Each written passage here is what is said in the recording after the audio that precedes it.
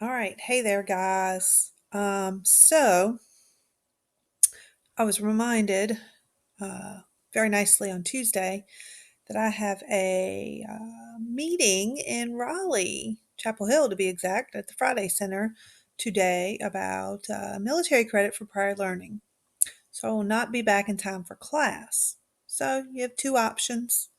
Uh, One, you can come to class, watch my video, uh, get help from Victoria. Victoria will be there hanging out, ready to help, and then go about your day. Or you can watch my video from the comfort of your home. Either way, you're going to have to watch my video. So, um, those are your options. So, up to you guys. So, this is Miss Whistler's Amazing Dominating Big League lecture that I forgot I had to do. So I'm drinking some coffee and going to talk you guys through body paragraphs for the next 20 minutes or so. First thing I'm going to show you is the course calendar. We are on February 1st there. We're going to be taking a look at that handout on the course calendar, which is this guy, and I just copied and pasted it into my window. We're also going to remind ourselves of what we're writing about. There's also a resource on Moodle called an essay component checklist, which is just literally a checklist if you like checklists. And it kind of tells you what I expect in each paragraph in MLA format and so forth.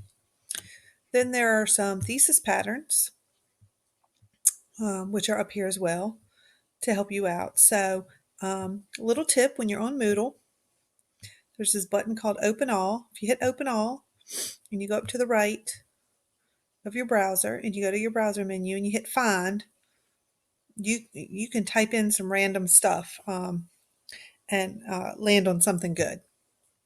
So I'd encourage you to do that. So we're going to be taking a look at this process analysis thesis.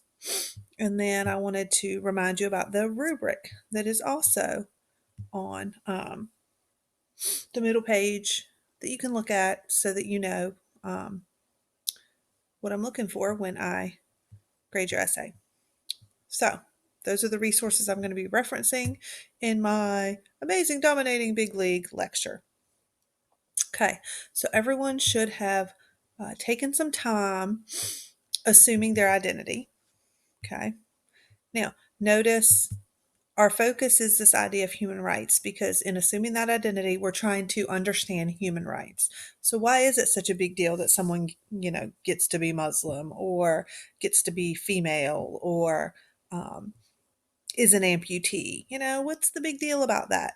So assuming that identity, even for the short time that we're assuming it, will help us understand the process through which they may struggle with day-to-day life or overcome day-to-day life that is not friendly to their identity. So when you're reading a prompt, best advice I can give you is use the language from the prompt. So, this is something that you want to get in the habit of doing. Think of the prompt as like a question.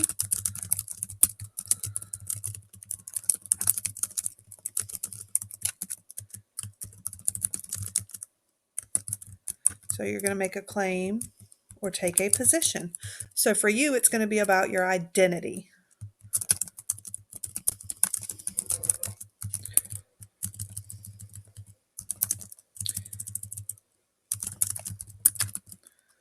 Okay. So you would say, um, you know, being a student athlete or living life as a someone who is blind. Okay.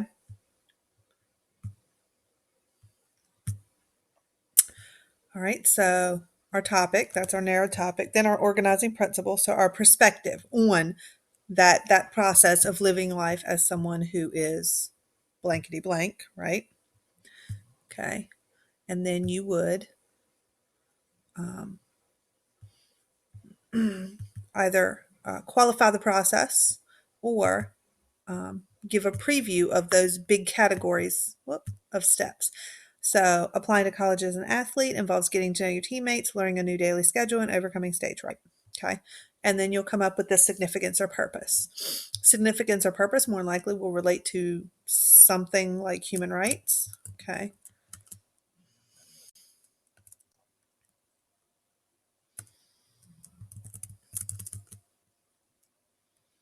Okay. Now, when you choose your adjective to describe the overall process, you want something really profound and descriptive and honest.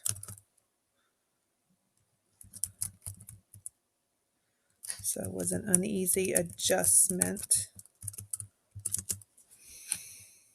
So living life as someone who is blind was an uneasy adjustment, right? Okay. So that's the overview of the process. Or you could say living life as someone who is blind changes the way a person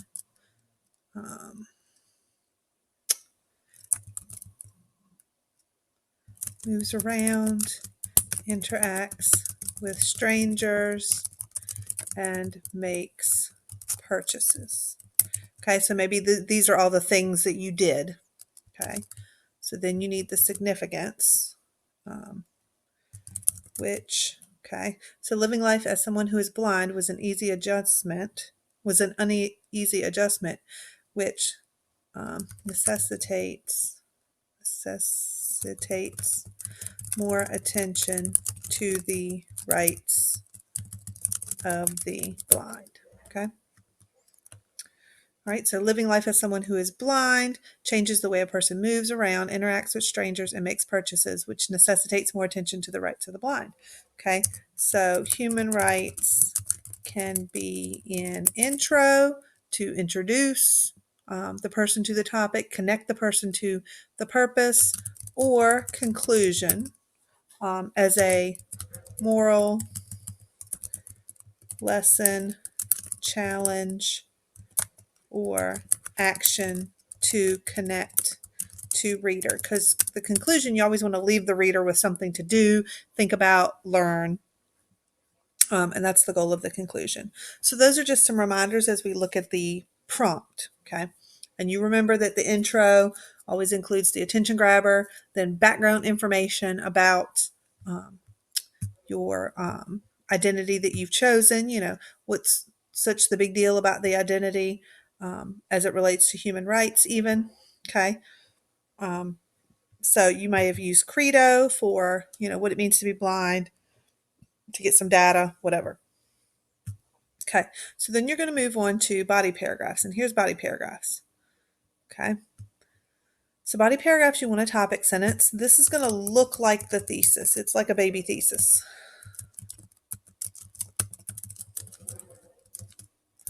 Okay. So it'll say something like the first way, or living life blind changes the way a person moves around. So you will talk about that process of moving. Why is moving different? Okay. So remember, the focus is you're analyzing the process through which a blind person, or someone who is a woman, or someone who is Muslim, or someone who doesn't speak English goes through their day. Then if you need to, you explain your topic sentence. This is where you might have definitions or clarifications. Okay. Then you introduce your evidence. Okay. This is another as needed. I'd like to put PRN for the nurse people. Okay. So introducing your evidence means, okay, and there's an example down there. Okay. So introducing your evidence means that you give any contextual information. So if it was a study, when the study was done. Okay, if you need to explain a lot about the expert, for you might want to summarize and experience or context.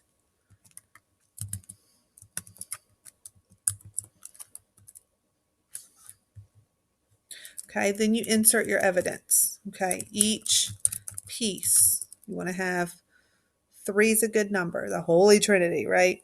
Okay, 2 to 3 is fine, but variety matters. You can't use 3 pieces of data, okay? When you are making a claim or taking a position, you have to use logos, pathos, and ethos. So you've got to be able to appeal to someone's logic, their brain with data, but then you got to also be able to appeal towards their ethos and their pathos. So ethos is their character, and pathos is their emotions. So that's where those observations come in. Then unpack your evidence. Okay. What does this really mean? Okay. So this is where another student, be blunt. Okay. Talk to your audience. Um, you know, like your mom did when you were 10 and you did something that a 3-year-old would do. So be blunt and direct. Okay. Now down here, see where it says, in this example, George W. Bush is arguing. So a lot of this is going to be, where you might need background for the quote. So if there, or if there was a study done, you need to make sure that maybe the reader understands what year it was, those sorts of things. Okay, and then explain your evidence. So how does it connect to the thesis? How does it support or prove claim and position? Okay, again, be blunt. Okay, and then your conclusion will transition to next topic. Okay, now try to avoid just being narrative. Being narrative means that you announce all the things that you are doing. So, for instance, I am going to tell you what the evidence is right this minute. Also, avoid being narrative in that I walked into the store and then I picked up an orange. Remember, the focus is on the process itself. So, you want to less tell a story and more remove the story and zoom in on, well, what really does go on when you're blind or when you're deaf or when you're a woman? What things do you pick up on while you're thinking about and assuming this identity? Okay, so this is a reminder.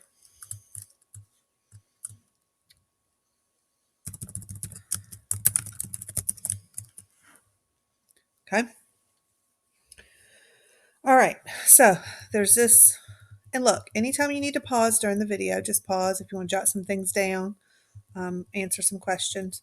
But this is a great, great, great, great paragraph. And again, it's on the course calendar. Okay, I've used it for a long time.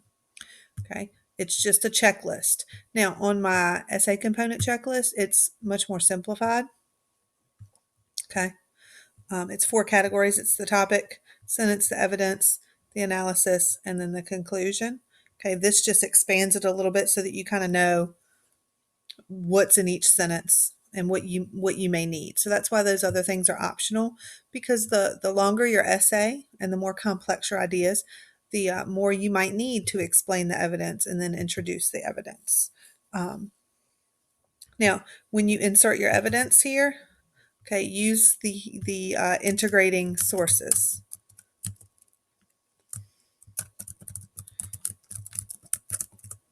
that we talked about. So the expert, the container, and use your book.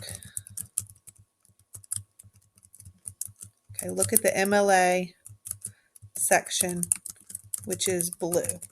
Okay. All right. That gives you a lot of really good information about how to integrate the sources. And then obviously EasyBib under your add-ons. Okay. So those are the things that you really want to do. So most of you have written a draft, and we didn't get to have our commitment ceremony last class because everybody had 5 million questions. So it's okay. It happens. I'm hoping you've committed to it because you're only doing yourself harm if you flail around and don't end up making a decision about something. Whatever you pick is going to be amazing. Just pick something. It's going to be amazing. I'm looking at your writing. That's all I'm looking at. So pick something that you can use to develop good writing skills. Okay. If that makes a lot of sense.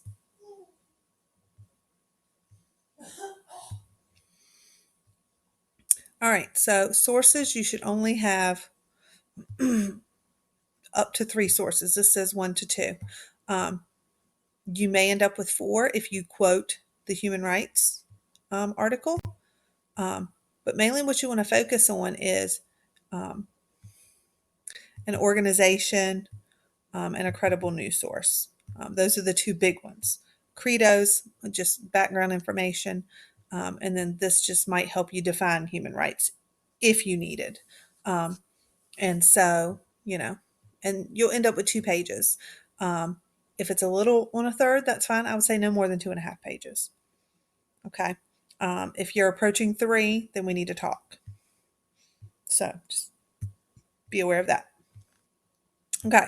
So moving forward, resources. Okay. Here, I'm going to make this bigger. So use Moodle resources. They are out there. So for instance, check for plagiarism. Okay. And you can delete your original. Okay. Check for plagiarism before it's due. Okay. There is tutoring information over on the left here. For some reason, I have 2 resources blocks. I don't know why. There's writing process resources, graphic organizers.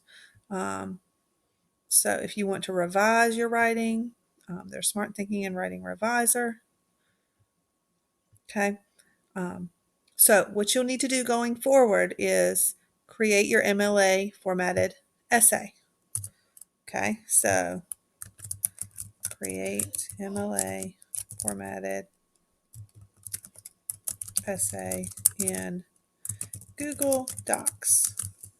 Name it with your last name and essay 1. Okay. All right. Start typing or transferring your draft. Share with Miss Whistler. Okay, so that is the blue share button right up at the top. Okay. Okay. Now, please make sure you are in your NASH. Okay. I don't want to get a request from Bootylicious83 or whatever. Okay. So share with me. Okay. All drafts received by Thursday at 5 p.m. will get feedback. Otherwise, the due date is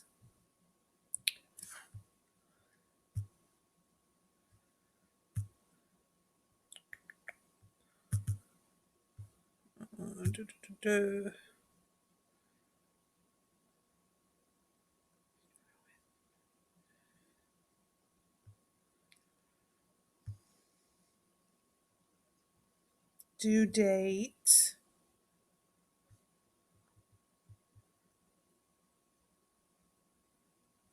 okay, we'll say Tuesday at 5 p.m.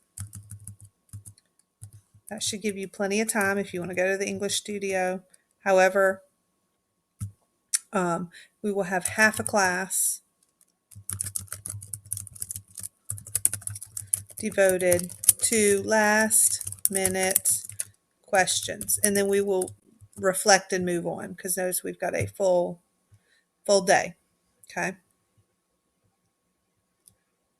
All right. Now I know it says Monday, due by 5, but we'll say Tuesday to give you that extra time. Okay.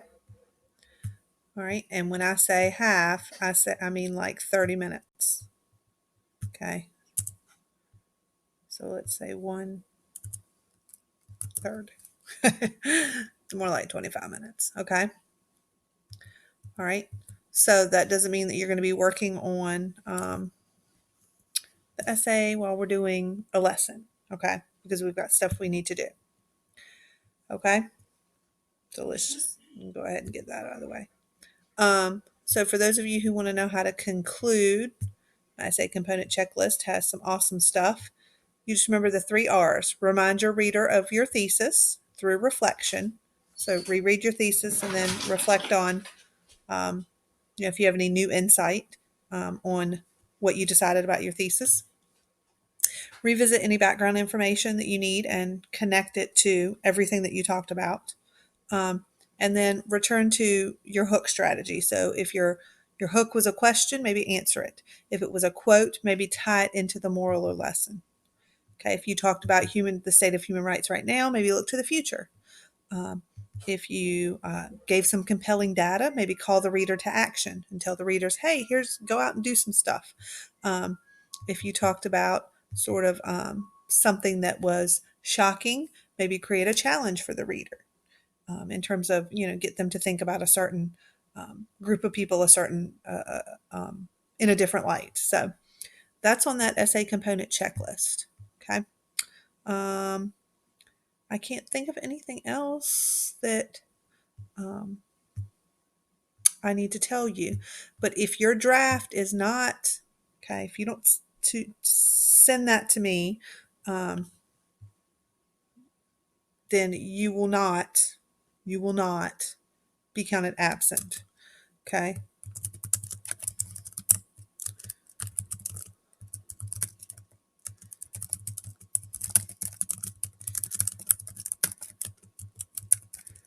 Okay. You'll also need to acknowledge that you watched my video. So you'll need to leave a comment below my video. Okay. All right.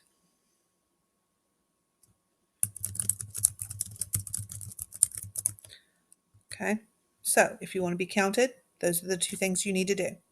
So again, Victoria will be in the English studio to help you guys out, or not in the English studio. Oh my goodness, in our classroom. Okay. She will have headphones, or you can bring your own. You can listen, you can pause, do YouTube video, you can ask questions, whatever you need to do. Okay. So you've got until Thursday at 5 to get me a draft.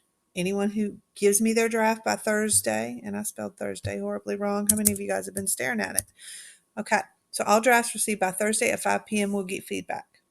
Okay. All drafts not shared means you were counted absent. Okay. All right.